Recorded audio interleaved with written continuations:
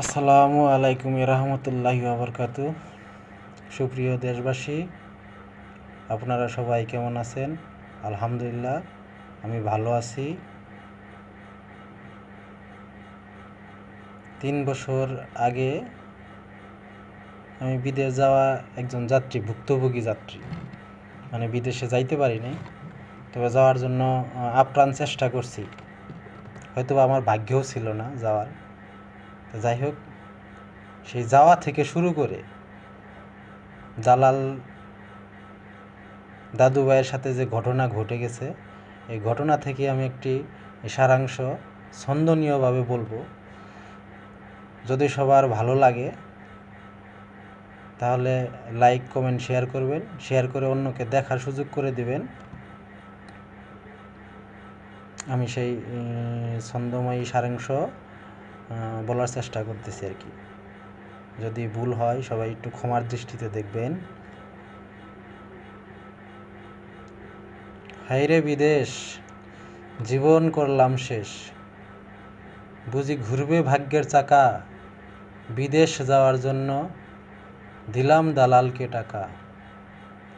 আমার মন এত খুশি, মনে হয় বিদেশেই যাচ্ছি। দালাল বলল হবে মেডিকেল, আসিলাম ঢাকা, দিলাম মেডিকেলের টাকা। করলো মেডিকেল, হবে ফিট, যাব বিদেশ, নেই কোনো চিন্তা। ফিরে আসিলাম বাড়ি, মাদারগঞ্জের স্পেশাল গাড়ি, আমি মনে হয় এবার বিদেশেই দিব পারি। শালার কি ভাগ্য, দালাল দিল ফোন, মেডিকেল আমি আনফিট, চিন্তা হলো কারণ। বললাম ও দালাল ভাই, এখন কি করা যায়? দালাল বলল লাগবে কিছু টাকা, চিন্তার কোনো কারণ নাই, তুমি আবার আসো ঢাকা।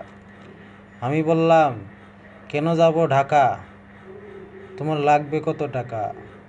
দালাল বলল 1000-5 দাও, বাকিটা আমি সামলিয়ে নিব, তুমি রেডি হও।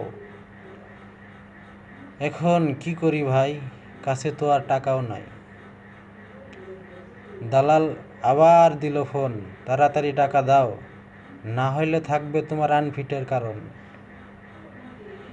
মায়ে গেল আনতে সুদের টাকা, বিদেশ গেলে ঘুরবে ভাগ্যের চাকা। হায়রে বিদেশ, জীবন করলাম শেষ। যাই হোক, দালালকে দিলাম টাকা, হয়ে গেলাম ফিট। এবার বুঝি যাব আমি বিদেশের মাটিত।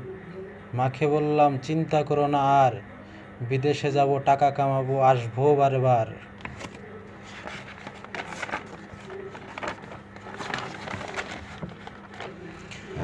1 মাস হয়ে যায়, 2 মাস হয়ে যায়, দালালের আর নাই কোনো খবর। ফোন দিলে ফোন ধরে না, থাকে ঢাকা ব্যস্ত শহর।